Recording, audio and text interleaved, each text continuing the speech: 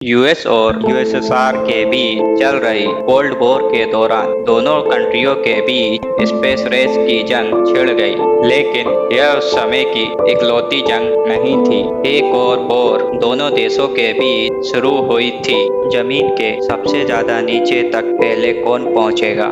आपको बता दें कि अंतरिक्ष की दौड़ में सबसे पहले सफल होने वाला देश यूएसएसआर यानी सोवियत संघ था, जिसे आज रूस के नाम से जाना जाता है, जिसने 4 अक्टूबर 1957 को स्पुतनिक 1 लॉन्च किया था।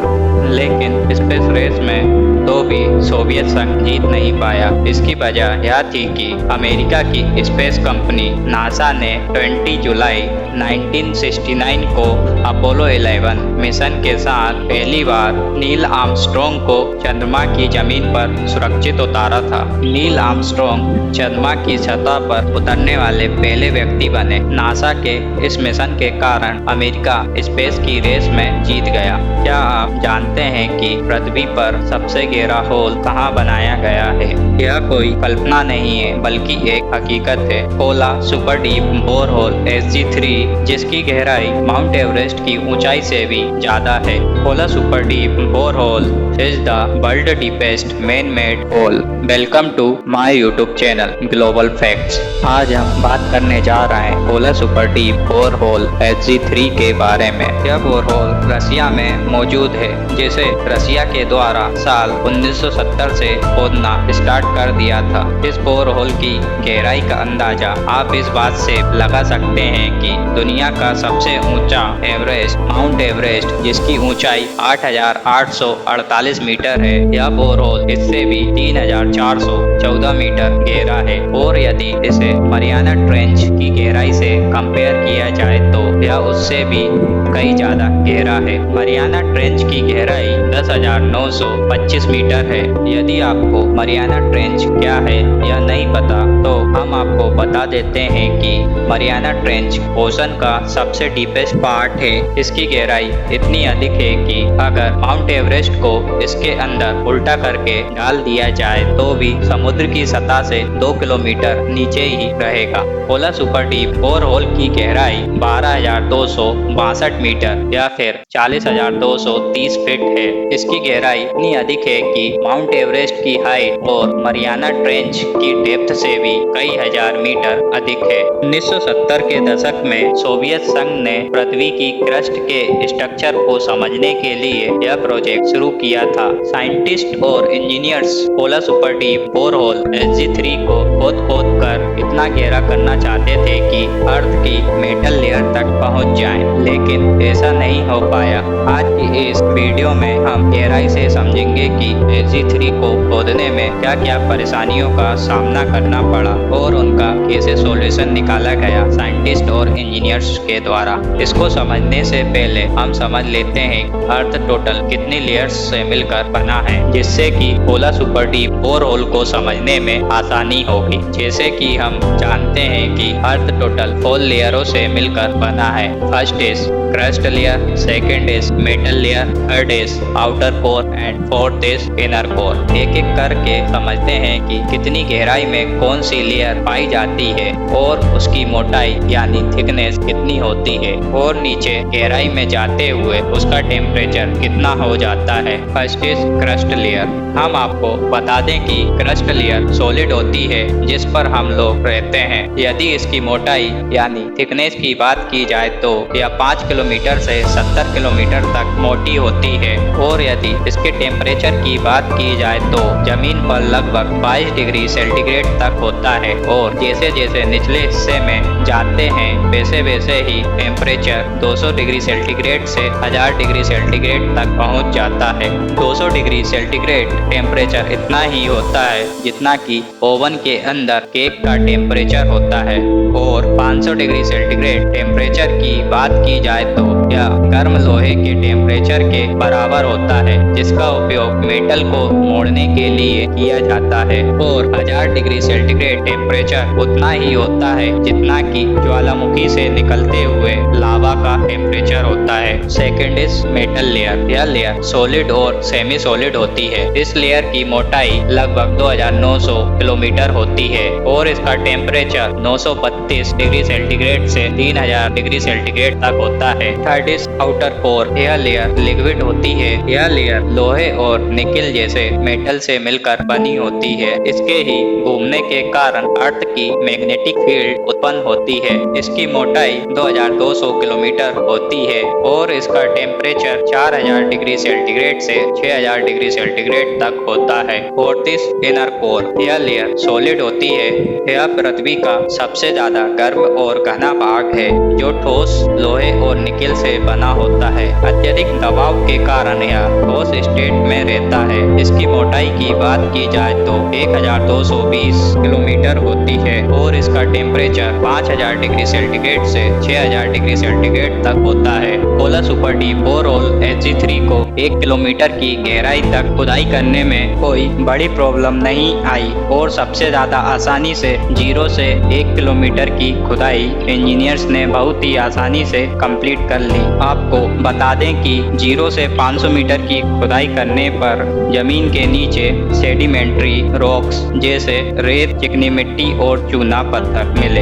यदि और जमीन के नीचे जाया जाए तो 500 से 1000 मीटर की ड्रिलिंग करने पर सॉलिड ग्रेनाइट और बसल्ट रॉक्स मिलने की शुरुआत हो गई। 1 किलोमीटर की गहराई में बोरहोल का टेम्परेचर 30 डिग्री सेंटीग्रेड से 40 डिग्री सेंटीग्रेड तक पहुंच जाता था। वैज्ञानिक जब खोदते खोदते 1.5 किलोमीटर तक पहुंचे तो उन्हें चट्टानों की बढ़ती कठोरता का सामना करना पड़ा। यह चट्टान इतनी ज्यादा कठोर थी कि उन्होंने ड्रिलिंग स्पीड को 10 मीटर प्रतिदिन से घटाकर 2 से 3 मीटर प्रतिदिन कर दिया था। इसका मतलब यह था कि जो ड्रिलिंग पहले एक दिन में 10 मीटर तक ड्रिलिंग करती थी वो इन चट्टानों के कारण सिर्फ एक दिन में 2 से 3 मीटर ही ड्रिलिंग कर पा रही थी। इस बात से ही आप अंदाजा लगा सकते हैं कि यह चट्टानें कितनी ज्यादा कठोर होती जा रही हैं, जिसके कारण ड्रिल बिट्स तेजी से घिसने लगे थे। फिर इंजीनियर्स और साइंटिस्ट ने इसका यह सॉल्यूशन निकाला कि ड्रिल बिट्स को हीरे से जड़े ड्रिल बिट्स का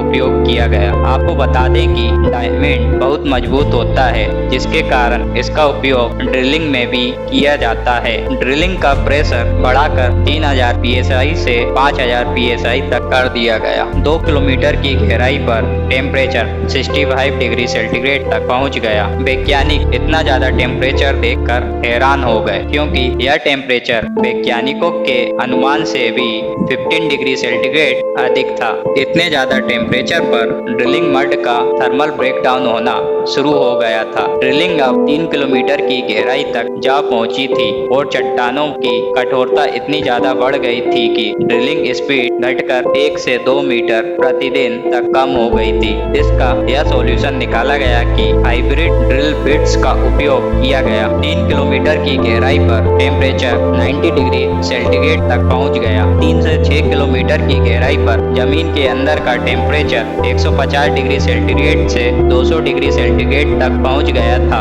जिसके कारण ड्रिलिंग मड्स का थर्मल ब्रेकडाउन होने लगा था। आपको बता दें कि ड्रिलिंग मड एक स्पेशल टाइप का लिक्विड मिक्सचर होता है जिसका उपयोग बोरहोल में चट्टानों के टुकड़ों को बाहर निकालने में, बोरहोल की दीवारों को स्थिर रखने और ड्रिल बिट्स को ठंडा रखने के लिए किया जाता है। इतनी ज्यादा गहराई में ड्रिल बिट्स और इलेक्ट्रॉनिक्स टूल्स फेल होने लगते हैं। इतने ज्यादा डेप्थ में चट्टानें भंगुर हो गईं, जिसके कारण बोरहोल की दीवार टूटकर बोरहोल में ही गिरने लगी। इस प्रॉब्लम का सॉल्यूशन साइंटिस्ट ने यह निकाला कि स्टेबलाइजिंग पॉलीमर मड का उपयोग किया गया। अब गहराई इतनी ज्यादा हो गई थी कि डायमंड बिट्स भी जल्दी खराब होने लगे थे, जिसके कारण खुदाई की स्पीड और भी ज्यादा स्लो हो गई थी। अब डायमंड बिट्स की जगह टंगस्टन कार्बाइड बिट्स का उपयोग किया जाने लगा और हाइड्रोलिक ड्रिलिंग टेक्निक से चट्टानों को तोड़ा जाने लगा। Cola super deep borehole Hg3 को खोदते खोदते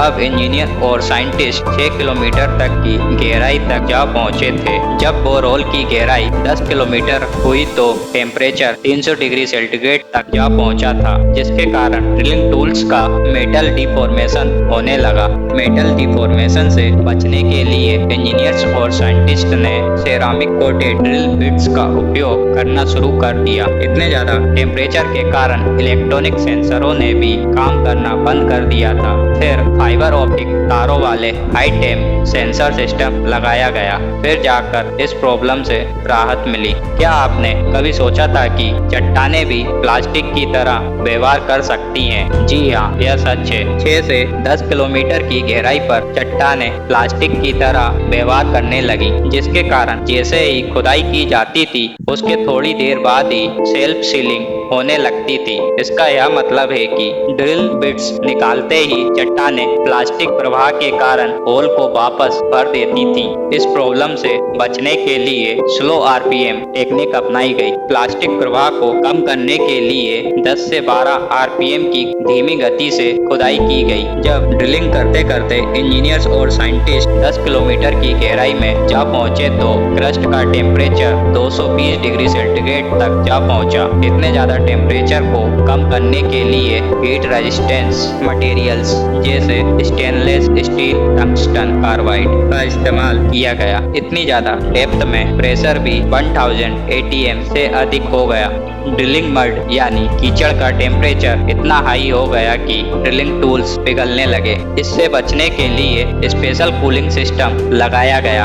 इतनी ज्यादा गहराई पर बेसाल्ट और ग्रेनाइट जैसी कठोर चट्टानें मिली, जिनकी डेंसिटी इतनी ज्यादा हाई होती है कि उन्हें ड्रिलिंग करना मुश्किल था। इतनी ज्यादा डेंसिटी पर ड्रिलिंग करने का सिर्फ एक ही सॉल्यूशन इंजीनियर्स और साइंटिस्ट को दिख रहा था, और वो था डायमंड से जटिल बिट्स का उपयोग किया जाए। 12 किलोमीटर लंबी ड्रिलिंग पाइप का वजन 200 टन से अधिक हो गया था, जिसके कारण पाइपों में फ्रिक्शन और टूट फूट पड़ने लगी, जिसके कारण हल्के और मजबूत टाइटेनियम मिश्र धातु के पाइपों का इस्तेमाल किया गया। Cola super deep borehole SG3 की गहराई 12,262 मीटर पहुंच गई थी। इस बोरहोल को ड्रिलिंग करने में 2 मशीनों का इस्तेमाल किया गया था। फर्स्ट यूरल मास 4E। यह मशीन 1970 में ड्रिलिंग शुरू करने के लिए इस्तेमाल की गई थी, जिसे 7000 मीटर की गहराई तक ड्रिलिंग करने के लिए मॉडिफाई किया गया था। सेकेंड इज यूरल मास 15000। 1974 में इस नई विशेष रूप से निर्मित ड्रिलिंग रिंग को इंस्टॉल किया गया। इसका नाम इसके नए टारगेट 15000 मीटर की गहराई के आधार पर रखा गया। इस प्रोजेक्ट को 1994 में आधिकारिक तौर पर बंद कर दिया गया था।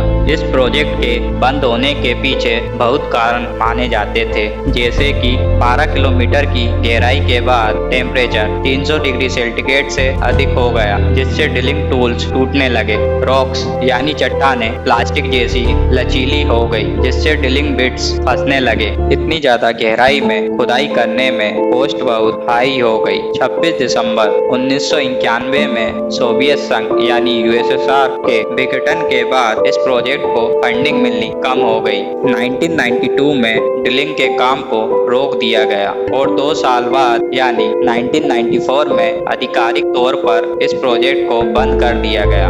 अगर आपको यह वीडियो इंफॉर्मेटिव लगी हो तो हमारे चैनल को लाइक, शेयर एंड सब्सक्राइब करें।